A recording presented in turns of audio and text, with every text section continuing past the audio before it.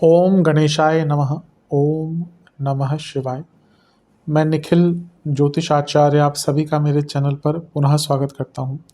आशा करता हूं कि आप सभी स्वस्थ होंगे। महादेव की कृपा आप सभी पर सदैव बनी रहे।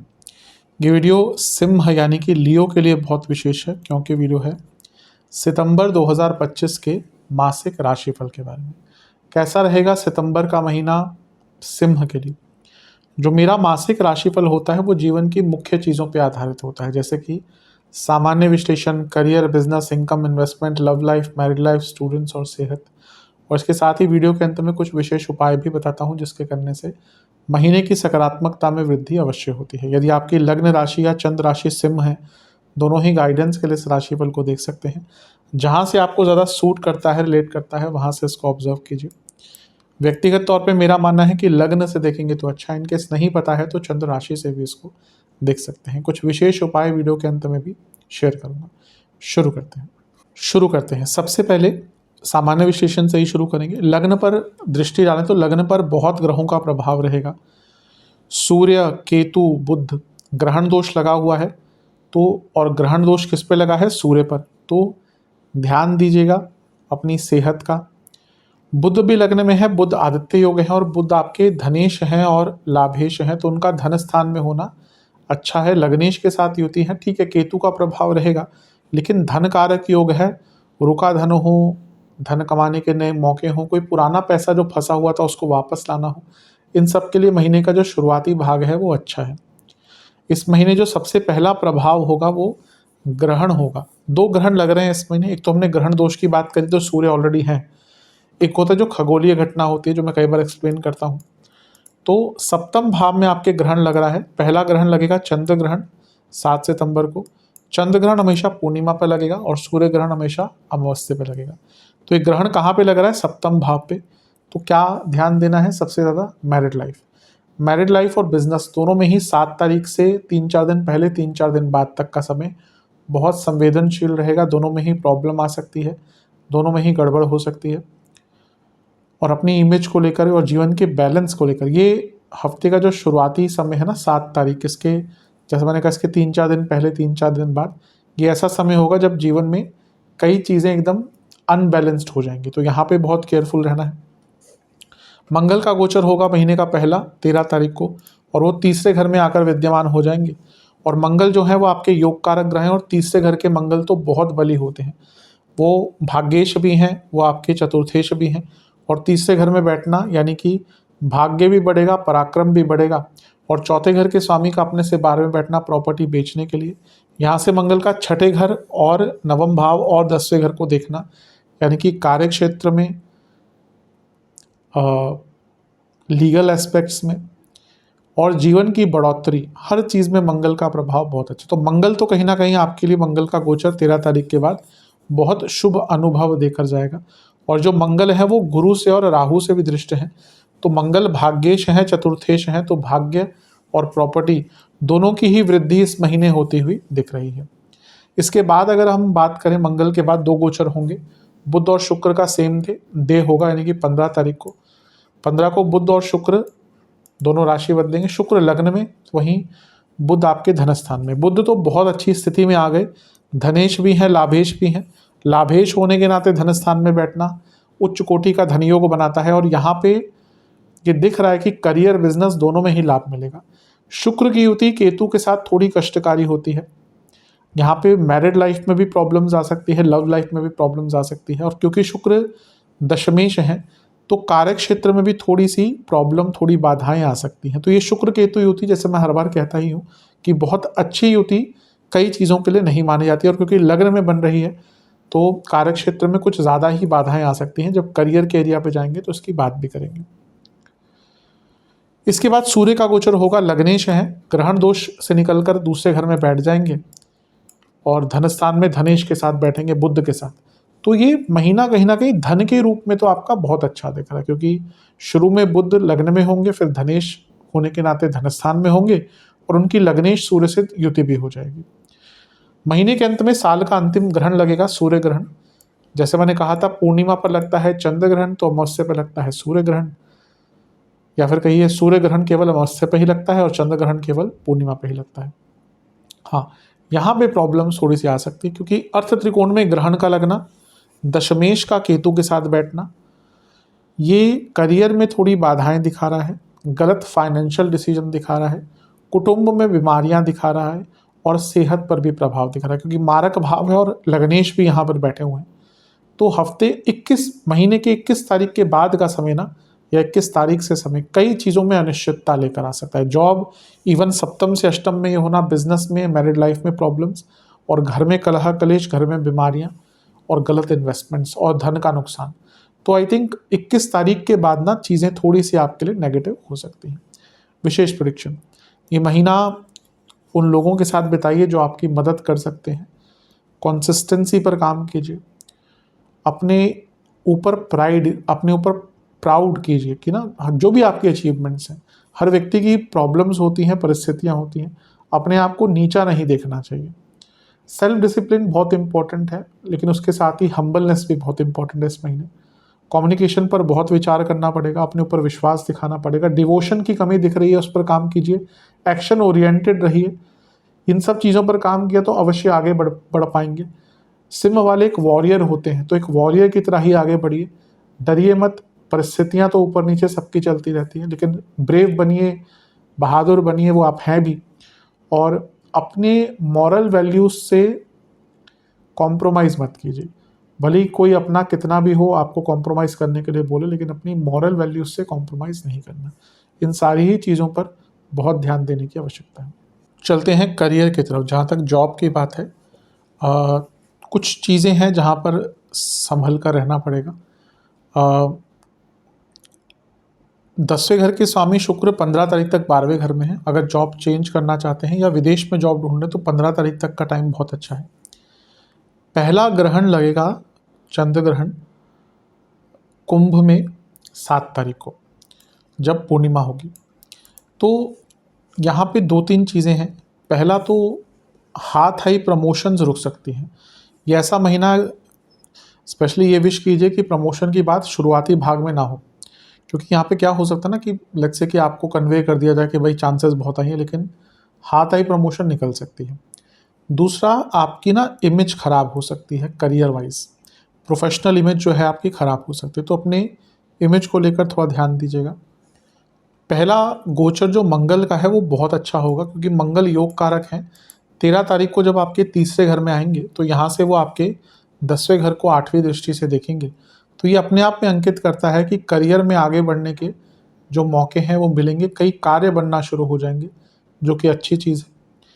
इसके बाद 13 तारीख को 2 गोचर होंगे। एक होगा बुध का और एक होगा शुक्र का। अब बुध का गोचर तो बहुत अच्छा है, अर्थ त्रिकोण में अर्थ त्रिकोण का स्वामी आ गया, जो करियर में वृद्धि दिखाता है। लेकिन 10वें घर के जो स्वामी है शुक्र, वो केतु के साथ बैठ गए। ये अगर कुंडली में बहुत ही प्रॉब्लम्स चल रही हैं, यानी कि कुंडली वीक है और इस समय दशा अंतर्दशा भी वीक है, कुछ लोगों के यहाँ पे जॉब जाने के योग बन जाते हैं, क्योंकि शुक्र दशमेश है, केतु छुड़वाते हैं। अब यहाँ पे क्योंकि ये लग्न भाव पे सब कुछ हो रहा है, और इससे पहले जैसे हमने कहा ग्रहण भी लगा था सप्तम में, तो हो सकता है ऑलरेडी प्रॉब्लम स्टार्ट पहले ही हो जाए और अंततः बाद में जाके जॉब जाने के थोड़े योग बन सकते हैं। तो थोड़ा केयरफुल रहेगा, स्पेशली अगर आपकी कंपनी में हालात पूरे चल रहे हैं। और 10वें घर के स्वामी शुक्र का केतु के साथ बैठना और कुछ दिन के लिए सूर्य के साथ भी बैठना, सूर्य भी 17 तक होंगे, ये बॉसेस से भी क्लैशेस दिखाता है और जानबूझकर आप पे ना बहुत प्रेशर डाला जाएगा। इसके बाद 17 तारीख को गोचर हो जाएगा सूर्य का, वो आपके धन स्थान में आ जाएंगे। ठीक है, लग्नेश है, पैसा बढ़ने की उम्मीद है। एक प्रकार से धन स्थान में सूर्य का और बुध का आना, अर्थ त्रिकोण है, तो कुछ आइडियाज़ भी कार्य क्षेत्र में अच्छे आएंगे। जो जॉब जाने की मैंने बात करी वो बहुत कम परसेंटेज ऑफ लोगों के लिए होगा, जिनका समय बहुत ही खराब चल रहा है। हाँ, लेकिन फिर से महीने के अंत में ग्रहण लगेगा 21 तारीख को, या अंतिम भाग में कहिए, और ये फिर से अर्थ त्रिकोण पे लग रहा है। तो अभी शुक्र की केतु से युति हुई 15 तारीख को, फिर 21 तारीख को ग्रहण। तो जैसे मैंने कहा ना, ये महीना जैसे जैसे आगे बढ़ता जाएगा कार्य क्षेत्र में अनिश्चितता, बॉसेस से प्रॉब्लम, गलतियाँ, और जैसे मैंने कहा अगर बहुत ही बुरी अंतर्दशा प्रत्यंतरदशा चल रही है तो जॉब जाने का भी योग थोड़ा बन जाता है। विशेष प्रेडिक्शंस, मंगल का प्रभाव अभी हमेशा बचाएगा, तो थोड़ा सा ना कॉन्फिडेंट रहिएगा, डरिएगा मत, क्योंकि अगर डर गए तो ये महीना फिर लोग आपको बहुत ओवर पावर करेंगे। विशेष प्रेडिक्शन, शांत रहिए लेकिन एक्टिव रहिए मेंटली, फोकस बहुत बढ़ाना पड़ेगा। गाइडेंस लीजिए बड़ों से जिन पर आप विश्वास करते हैं। पर्पसफुल काम कीजिएगा, टाइम वेस्ट मत कीजिएगा। दिखाइएगा लोगों को कि आप, या अपनी कंपनी को, अपने बॉसेस को, कि आप एक एसेट हैं, एक लाइबिलिटी नहीं।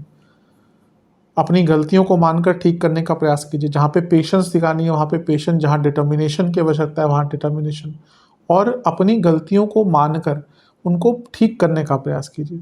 ज़्यादा लोगों की हेल्प करने की कोशिश मत कीजिएगा, आपके ही विरुद्ध जाएगा। और सबसे इम्पॉर्टेंट बात है कि कनेक्शन और कम्युनिकेशन, ये दोनों ही चीज़ों पर आपको बहुत काम करना पड़ेगा। तो जैसा मैंने कहा, महीना जैसे जैसे आगे बढ़ता जाएगा वैसे वैसे कार्य क्षेत्र में थोड़ी बाधाएं आ सकती हैं। चलते हैं बिजनेस की तरफ। जहाँ तक बिजनेस की बात है, थोड़ा मिश्रित सा महीना रहेगा। जो सबसे पहला प्रभाव है वो सप्तम में ही लग रहा है, जो ग्रहण लगेगा, चंद्र ग्रहण 7 तारीख को। तो क्योंकि बिजनेस का भाव है, यहीं पे ग्रहण का लगना, यानी कि लॉसेस, गलत निर्णय, काम खराब होना, नाम खराब होना, तो यहाँ से थोड़ा सा ध्यान दीजिएगा। मंगल का गोचर 13 तारीख को ठीक ठाक प्रभाव देगा। सप्तम से भाग्य स्थान में आगे मंगल और योग कारक है, यानी कि कुछ नया काम मिलेगा, कुछ काम बनेंगे। वैसे भी मंगल का तीसरे घर में आना गति प्रदान करता है जीवन को। इसके बाद बुध शुक्र के गोचर होंगे, बुध 15 को और शुक्र भी 15 को। बुध आ जाएंगे धन स्थान में, शुक्र लग्न में। बुध का गोचर बहुत अच्छा है, वैसे ही धनेश है, लाभेश है, धन स्थान में उच्च के हो गए। सप्तम से अष्टम में उनका आना, यानी कि अचानक से कोई 15 तारीख के बाद बड़ा काम। और शुक्र भी देखिए ठीक है केतु के साथ है, लेकिन सप्तम को देखेंगे तो पैसा तो बढ़ेगा। बिजनेस पर कोई बहुत ज़्यादा नेगेटिव इम्पैक्ट शुक्र केतु का नहीं होगा। मान के चलिए कि जो शुरुआती भाग है 7 तारीख, उसके बाद या उससे पहले के 3-4 दिन वहाँ पे थोड़ी सी संवेदनशीलता रहेगी, फिर चीज़ें अच्छी होंगी। 17 को सूर्य का गोचर भी हो जाएगा। लग्नेश होने के नाते जब वो उच्च के बुध के साथ बैठेंगे तो काम भी बनेंगे, सरकारी कार्य, लीगल कार्य भी पूर्ण होंगे और पैसा भी बढ़ेगा। लेकिन फिर से 21 तारीख को जो ग्रहण लग रहा है, सूर्य ग्रहण, जब अमावस्या होगी, तो यहाँ पे फिर से बिजनेस में उथल पुथल मचती है, क्योंकि सप्तम से अष्टम में ग्रहण लगना, यानी कि नुकसान होना, सरकारी बाधाएं, लॉसेस, और दुश्मन बहुत एक्टिव हो जाएंगे। अगर आपका बिजनेस बहुत कॉम्पिटिटिव वाला है, बहुत कंपटीशन वाला है, तो दुश्मन बहुत एक्टिव रहेंगे।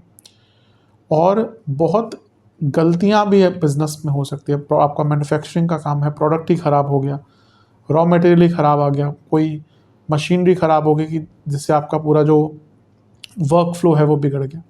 तो जैसा मैंने कहा 7 तारीख फिर 21 तारीख, ये डेट्स हैं जिनसे 3-4 दिन पहले और बाद का समय थोड़ा संवेदनशील है। सप्तमेश भी वक्री ही हैं, तो ये भी कोई बहुत हेल्प नहीं करेंगे। विशेष प्रेडिक्शन, डिवोशन, कमिटमेंट बहुत दिखाना पड़ेगा, ईगो को हटाकर काम करना पड़ेगा। सेल्फ डिसिप्लिन बहुत इंपॉर्टेंट है। नई पार्टनरशिप्स के बारे में इस महीने मत सोचिएगा। सबसे इम्पॉर्टेंट है कि अपने बिजनेस पर फेथ दिखाना है, उस पर विश्वास दिखाना, चैलेंजेस को और चेंजेस को एम्ब्रेस करना, एक्सेप्ट करना, अपनी नेगेटिव चीज़ों को, अपनी मुश्किलों को ओवरकम करना with self discipline and self confidence, और अपने बिजनेस को और स्ट्रेंथन अप करना। बिजनेस अगर शक्तिशाली रहेगा, बिजनेस की स्ट्रेंथ बढ़ेगी, तो आपको ही लाभ मिलेगा।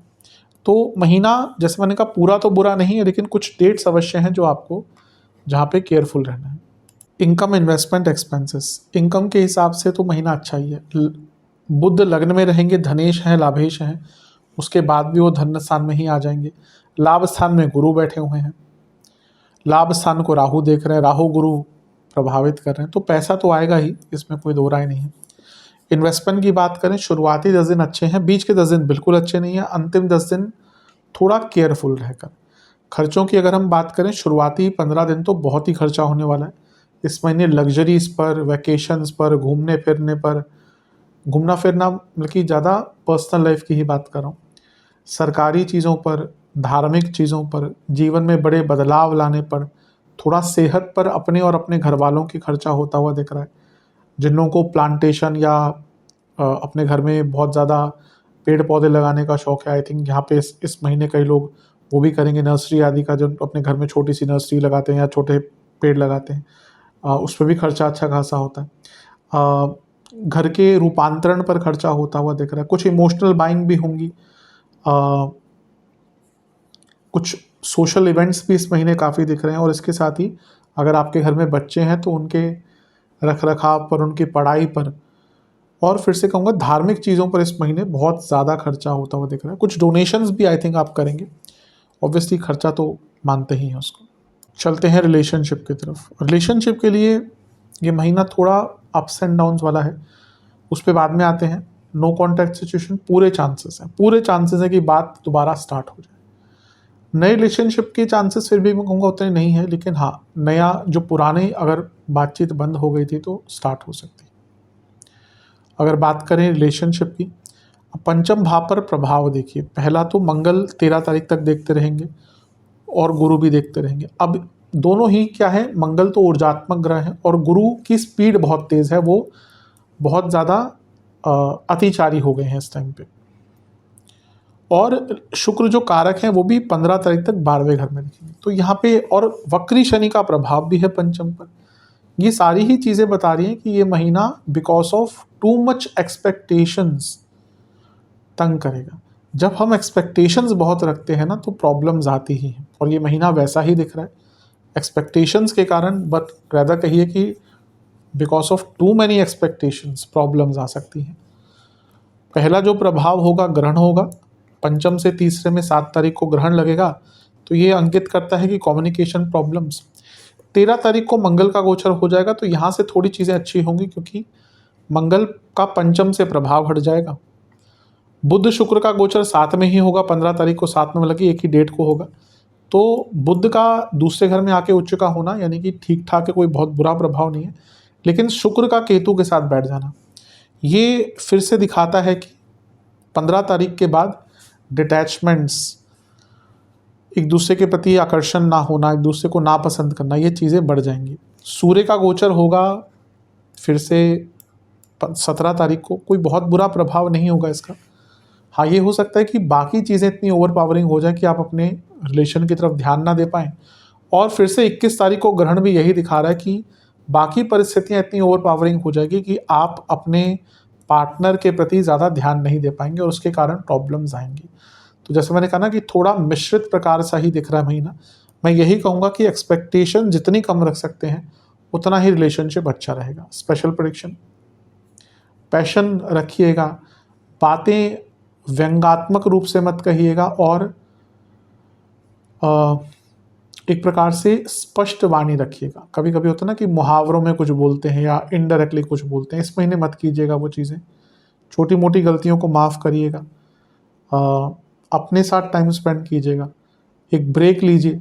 जरूर नहीं कि एकदम पूरा ही टाइम 24 घंटे एक दूसरे के साथ बिताने हैं। अपने लिए टाइम निकालिए, अपने पार्टनर को भी बोलिए कि भाई अपने लिए टाइम निकालिए। ट्रस्ट बढ़ाइए। अभी लग रहा है कि ट्रस्ट भी कम होता हुआ जा रहा है, और थोड़ा सा ना रिलैक्सिंग एटमॉस्फेयर रखिए। अभी लग रहा है कि रिलेशनशिप में एंग्जाइटी बहुत है और इसके कारण प्रॉब्लम्स और बढ़ती जाती हैं। इन सारी ही चीज़ों पर ध्यान दीजिएगा। चलते हैं वैवाहिक जीवन की तरफ। संवेदनशील है। 7 तारीख को ही ग्रहण लग रहा है, जो खगोलीय घटना होती है। सप्तम भाव में, कुंभ में प्रॉब्लम्स तो आएंगी मैरिड लाइफ में। अनसर्टेनिटी, अचानक से कुछ ऐसी चीज़ें सामने आ सकती हैं जो अभी तक छुपी हुई थी। दोनों ही साइड से ये हो सकता है, और ट्रस्ट इश्यूज बहुत भयंकर डेवलप होंगे। पहला गोचर महीने में 13 तारीख को होगा मंगल का। ये अच्छा है क्योंकि मंगल दोष समाप्त हो गया, तो चीज़ें थोड़ी स्थिर होंगी। 15 तारीख को बुध और शुक्र का गोचर होगा। बुध का गोचर तो ठीक है, सप्तम से अष्टम में एक उच्च का ग्रह, यानी कि मैरिड लाइफ में थोड़ी स्थिरता आएगी।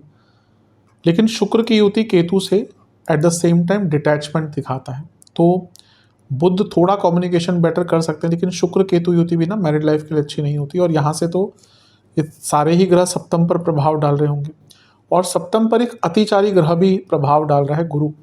उनकी स्पीड बहुत बढ़ी हुई है और सप्तमेश वक्री है, तो एक ग्रह जो बहुत तेज स्पीड में है वो देख रहा है, और इस भाव के स्वामी वक्री हैं, यानी कि समझ ही नहीं आएगा प्रॉब्लम कहाँ पे है, क्यों बार बार प्रॉब्लम्स आई जा रही हैं, और because of too many expectations भी दिक्कत ज़्यादा रहेगी। तो थोड़ा सा कष्टकारी महीना अवश्य है। 17 तारीख को सूर्य का गोचर हो जाएगा, थोड़ी स्थिरता आएगी, लेकिन फिर से सूर्य ग्रहण लग जाएगा 21 तारीख को जब अमावस्या होगी, और यहाँ पे अचानक से बीच में लगेगा ना कि 15-16 तारीख के बाद कि चलो जैसे सूर्य का गोचर होगा 17 के बाद की चीज़ें ठीक हो रही हैं, लेकिन दोबारा 3-4 दिन बाद जब ग्रहण लगेगा फिर से एक अनिश्चितता का अभाव, एक अनसर्टिनिटी, और अचानक से लड़ाई झगड़े होना शुरू हो जाएंगे। तो थोड़ा प्रॉब्लमेटिक तो दिख रहा है। विशेष प्रेडिक्शन, अकेलापन बहुत रहेगा, फैमिली के इन्वॉल्वमेंट के कारण भी दिक्कत होगी, एक दूसरे को समझ नहीं पाएंगे, पुरानी बातों पे झगड़े बहुत होंगे, बहुत प्रिटेंड करेंगे कि चीज़ें ठीक हैं लेकिन ठीक होंगी नहीं। बाहरी तौर पर आप सबको दिखाएंगे कि सब कुछ ठीक है, लेकिन आंतरिक रूप से बहुत दिक्कतें चल रही हैं। कहीं ना कहीं ये महीना ऐसा है जहाँ पर मन बार बार करेगा कि शायद अलग हो जाना चाहिए, ये भावना बहुत आएगी। मैं तो यही कहूँगा ये ग्रहों का ही प्रभाव है, तो थोड़ा सा संयमित रहिएगा, सीमित रखिएगा अपने आप को, बहुत ज़्यादा एक्सपेक्टेशंस नहीं, और ऐसी कन्वर्सेशंस नहीं जो आपको पता है कि संवेदनशील है, और पैसों की बात पर भी बहुत झगड़े होंगे इस महीने। तो कोशिश कीजिए वो डिस्कशन भी कम ही हो तो अच्छा है, लेकिन प्रॉब्लमेटिक दिख रहा है महीना। स्टूडेंट्स की तरफ चलते हैं। एग्ज़ाम्स शुरुआती 10 दिन ठीक है, लेकिन यहाँ पे ना स्ट्रेस बहुत रहेगा। बीच के 10 दिन अच्छे हैं, यहाँ पे ग्रुप स्टडीज़ बहुत मदद देंगी। फिर से महीने के अंतिम 10 दिन स्ट्रेसफुल दिख रहे हैं। तो ना स्ट्रेस मैनेजमेंट एक ऐसी चीज़ है, अगर आपका एग्ज़ाम है बहुत मदद करेगी। वैसे अगर देखा जाए तो मंगल 13 तारीख तक पंचम भाव को देखते रहेंगे, ये अच्छा है, इसमें कुछ बुराई नहीं है, कंपटीशन आदि के लिए अच्छा होता है। मंगल का गोचर तीसरे घर में हो जाएगा जो पंचम से 11वां है, ये 13 तारीख को होगा, तो स्ट्रेंथ बढ़ेगी, कॉन्फिडेंस थोड़ा सा बढ़ेगा 13 तारीख के बाद में। बुध का गोचर 15 को, शुक्र का भी गोचर 15 को होगा, तो क्योंकि बुध कारक हैं स्टडीज़ के और उच्च के हो गए, तो यहाँ से भी चीज़ें अच्छी होंगी। गुरु कॉन्स्टेंटली आपके पंचम भाव को देखते ही रहेंगे, ये भी ठीक है। सूर्य का गोचर भी 17 तारीख को होगा, बुध आदित्य योग पंचम से केंद्र में बनेगा, ये भी अच्छा है। शुक्र की युति क्योंकि पंचम से त्रिकोण में हो रही है, बस ऐसा लगता है कि थोड़ा सा ना डिजेक्टेड फील कर सकते हैं कि होप कम हो गई। तो ये 15 तारीख को जो शुक्र का गोचर होगा ना, इससे थोड़ा सा बच के रहिएगा। हाँ, एक ग्रहण लग रहा है, वैसे एक सप्तम में भी लगा था 7 तारीख को, पर मेन जो प्रभाव रहेगा वो आपका जब अमावस्या होगी 21 तारीख को, तब ग्रहण का प्रभाव होगा। यहाँ पे ना अगर लेट्स से कि आपके कुछ कार्य अटक रहे थे वो बहुत तंग करेंगे, और कुछ ऐसी प्रॉब्लम्स आ सकती हैं जो आपके हाथ से बाहर की सिचुएशंस हो, कुछ सरकारी काम, कुछ एडमिनिस्ट्रेटिव काम भी अटक सकते हैं। तो अगर कुछ ऐसे कार्य ऑलरेडी डिले हो रहे हैं उनको पूर्ण कर लीजिएगा। विशेष प्रेडिक्शन, इस महीने ऐसा लग रहा है कि फैमिली लाइफ में कुछ ऐसे ट्रबल्स हो सकते हैं जिसका इम्पैक्ट आपके ऊपर पड़ेगा। बहुत अकेलापन कभी कभी महसूस होगा, और आंतरिक रूप से कभी कभी बहुत लो फील करेंगे। महीने के मध्य भाग में चीज़ें बहुत अच्छी होंगी, कुछ लड़ाई झगड़े भी आपके हो सकते हैं, और मेंटली एग्जॉस्शन भी दिख रही है। तो इन सब चीज़ों पर ध्यान दीजिए। मैं यही कहूँगा अपनी प्रॉब्लम शेयर कीजिए, उससे कई बार ऐसा होता है कि उसका निवारण हमें मिल जाता है, तो इस पर विचार कीजिएगा। ठीक ठाक सा महीना है, बहुत बुरा तो नहीं कहूँगा। सेहत की तरफ चलते हैं। जहाँ तक सेहत की बात है, इस महीने कफ रोग, इन्फेक्शंस, हड्डियों की problem, skin disorders, hormonal issues, और जिनको डायबिटीज़ है बहुत ध्यान देना है। शुरुआती 10 दिन में कफ रोग, बीपी की प्रॉब्लम, लाइफस्टाइल डिसऑर्डर्स, इन्फेक्शन। बीच के 10 दिन में पुनः बीपी, एसिडिटी, फूड इन्फेक्शंस, गले के रोग, नसों की प्रॉब्लम। अंतिम 10 दिन में बीपी बहुत प्रबलता से दिख रहा है, तो इनको बीपी की प्रॉब्लम है, बहुत ध्यान दें। एसिडिटी बहुत रहेगी अंतिम 10 दिनों में। सर के रोग, मस्तिष्क से संबंधित प्रॉब्लम, मानसिक विकार, पित्त का बढ़ना, लिवर की प्रॉब्लम, इंडाइजेशन बहुत तंग करेगा। उपाय के रूप में किसी भी मंदिर में गुड़ और घी का दान कीजिएगा। महादेव का पंचामृत से अभिषेक कर फिर जल से अभिषेक कर शिव चालीसा का 4 बार पाठ करना है। किसी भी मंदिर में पंडित जी को दक्षिणा और उनका आशीर्वाद, बल्कि दक्षिणा उनको समर्पित करनी है और उनका आशीर्वाद लेना है। और किसी भी गौशाला में फलों का दान करना है। ये उपाय कर लेंगे, अवश्य महीना अच्छा जाएगा। आशा करता हूँ वीडियो काम आएगा। चैनल पर नए हैं, सब्सक्राइब कीजिए, वीडियो को लाइक कीजिए। मिलता हूँ आप सभी से मैं अगली वीडियो में, तब तक के लिए ओम नमः शिवाय।